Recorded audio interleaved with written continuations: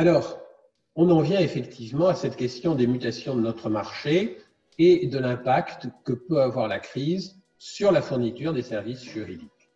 C'est cet impact, de manière assez classique, on a essayé de le dégager en examinant ou en déterminant des éléments qui sont des éléments négatifs et puis d'un autre côté, évidemment, des éléments qui pourront être positifs.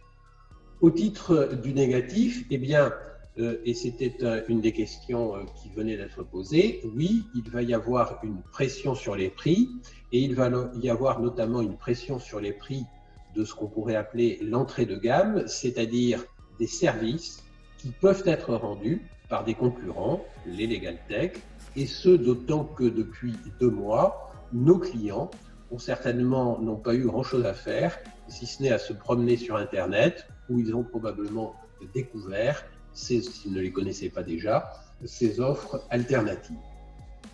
Et puis incontestablement, cette crise est une perte massive de richesse pour notre pays, et qui dit perte massive de richesse, dit évidemment perte de solvabilité pour une partie de notre clientèle. Troisième élément qui n'aura échappé à aucun des avocats qui font du judiciaire, nous avons assisté à un véritable et total effondrement de notre système judiciaire dans le domaine de la justice civile en tout cas. Et cet effondrement qui va se traduire par des difficultés énormes qui vont durer pendant des mois et des années, cette difficulté plus l'effet perte de solvabilité va probablement engendrer, au moins en partie, une contraction des marchés contentieux avec disparition des conflits, en tout cas des contentieux qu'on peut qualifier de confort ou contentieux superflus. Ça, ce sont les tendances négatives. Mais heureusement, il y a des tendances positives. La première tendance positive, on l'a déjà traitée et je n'y reviens pas, c'est cette incontestable explosion des besoins de droit auxquels on va assister, qui ne dépend pas de nous, mais qui va être considérable pour l'ensemble de nos concitoyens. Et du coup, on va voir surgir, on va voir augmenter un certain nombre de contentieux, et pour ne prendre qu'un seul exemple, je pense au contentieux de la responsabilité, à commencer bien sûr par celui de la responsabilité de nos élus et politiques qui sont déjà prévus. Troisième élément qu'on peut classer dans la colonne du positif, ce que les Américains appellent un marché bet the company, nous allons être confrontés à des clients qui vont, à leur corps défendant évidemment, jouer leur tête, jouer leur fortune, jouer le sort de leur société, de leur entreprise, de leur commerce. Et il faut bien reconnaître que lorsqu'on est en présence d'un marché de ce type, le prix n'a plus d'importance. Le prix n'a pas d'importance pour celui qui a besoin d'un conseil qui est vital pour son avenir et pour son futur. Et nous allons voir donc, dans certains domaines, une capacité de la profession à hausser ses prix. Et puis, et c'est à peine une provocation, nous avons également, dans la liste des éléments positifs, l'effondrement de notre système judiciaire. Précisément, nous allons devoir, nous les avocats, faire sans le système judiciaire et donc inventer de nouveaux modes de règlement des litiges ou des problèmes de nos clients et enfin quitter le cocon du seul système judiciaire pour essayer d'étendre notre marché à autre chose. Alors, pour réaliser tout cela, il faudra se rappeler d'une chose, c'est que le sujet, aujourd'hui, dans l'esprit de nos clients, comme dans le nôtre d'ailleurs, ce sujet, c'est le Covid. C'est ça qui aujourd'hui préoccupe nos clients, c'est la crise et la manière dont ils vont arriver à en sortir. Et ça signifie que nous, les avocats, nous avons un certain nombre d'actions à réaliser à court terme. Et si vous ne l'avez pas déjà fait, il va falloir le faire tout de suite, dès en tout cas que ce webinaire sera terminé. Et la première chose, c'est de mettre à jour votre site si vous avez un site. Si aujourd'hui, la première page de votre site continue de raconter votre carrière professionnelle et ne dit pas un mot sur ce qui préoccupe vos clients, c'est-à-dire le Covid-19, eh bien, les personnes qui vont visiter ce site vont se demander si vous n'avez pas été confiné sur la planète Mars. Et donc, la première chose à faire, c'est de mettre à jour votre site. Et la deuxième chose, si vous n'avez pas de site, ce sera la première, ça sera de mettre à jour votre carte Google Business, là encore, pour donner des informations, pour expliquer que vous prenez en considération le contexte extraordinaire dans lequel nous sommes.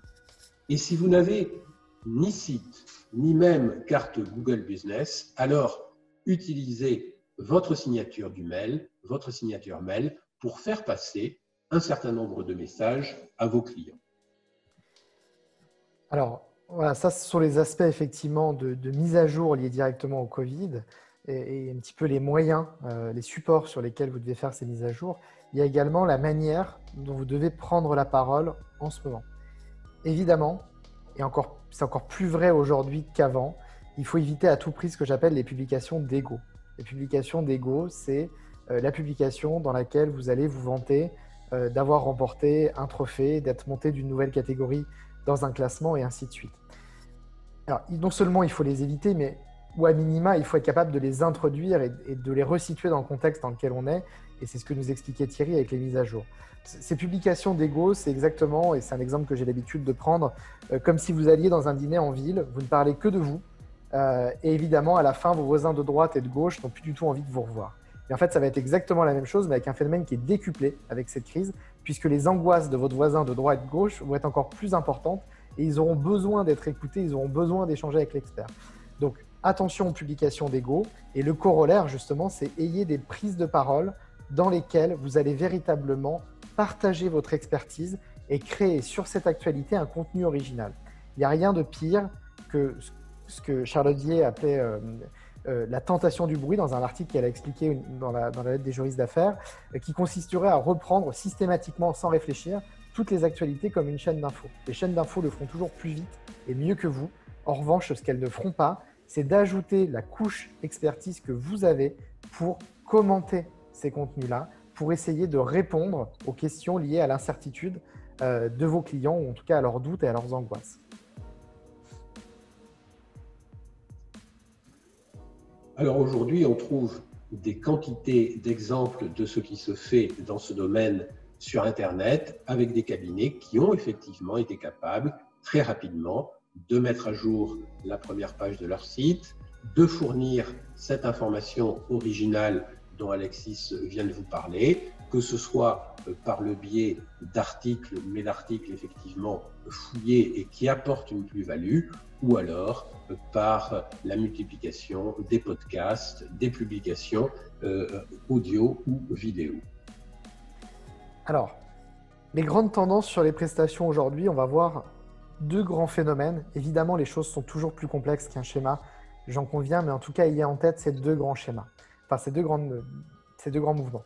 Le premier mouvement, c'est celui de la commoditisation. Et je vois certaines questions d'ailleurs d'entre vous. C'est quoi la commoditisation? C'est le fait qu'un certain nombre de services vont tendre en valeur vers zéro. On va se battre pour qu'il soit le plus simple, le plus rapide, mais surtout le plus économique possible. Pourquoi? Parce qu'en fait, demander un acte, demander à ce qu'une formalité soit enregistrée, l'avocat n'a pas de valeur en tant que tel. Et finalement, ce qu'on veut, c'est juste un mécanisme dans lequel on appuie sur 3 boutons, on paye et on a une solution. Et on paye le moins cher possible, puisqu'effectivement, la valeur ajoutée va être relativement basse. Donc, il y a tout un tas de prestations que vous faites aujourd'hui qui vont devenir, qui le deviennent déjà, et c'était un mouvement qui est engagé depuis une dizaine d'années avec l'arrivée de ce qu'on appelle les legal tech, que moi j'appelle les startups du droit, de commoditisation. Et donc, on va avoir une course à l'automatisation des process, à la participation du client à la réalisation du dossier ou à certaines procédures.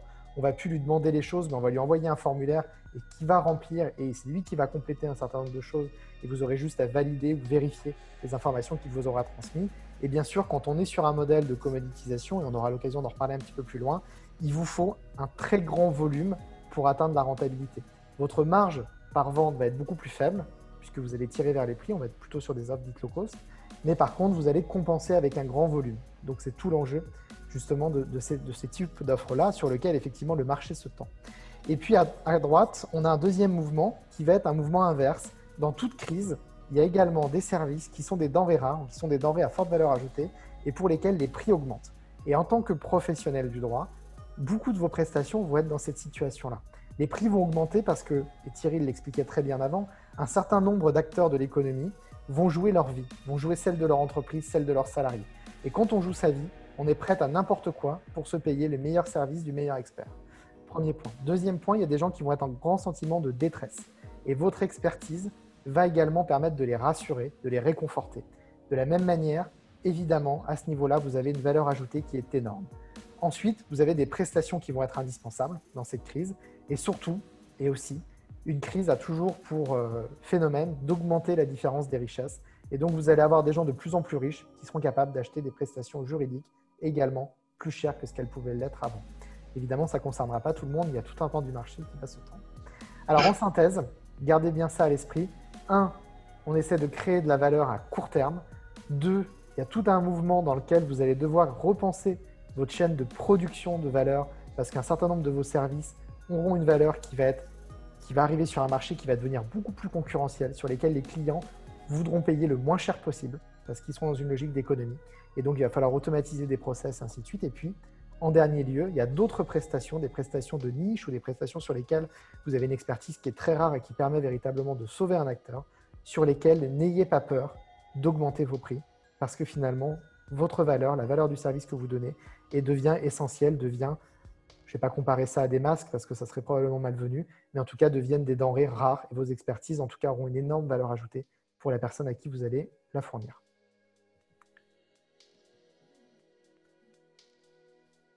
Alors, oui, question-réponse du coup.